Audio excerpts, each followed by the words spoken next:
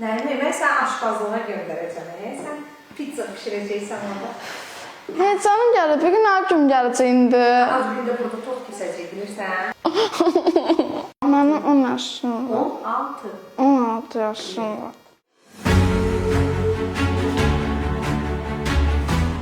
Mən Seyidova Sevinç, Nərminin xalasıyam. Yüngül əqli gerilik diaqnozu ilə sosial xidmət mərkəzinə müraciət etmişdik. Reabilitasiyadan öncə danışmırdı, ünsiyyət qurmurdu, fikirlərini ifadə edə bilmirdi. Psixoloq, logoped, pedaqoq uşaqla işlədikdən sonra uşaqda müsbət dəyişikliklər hiss etdim.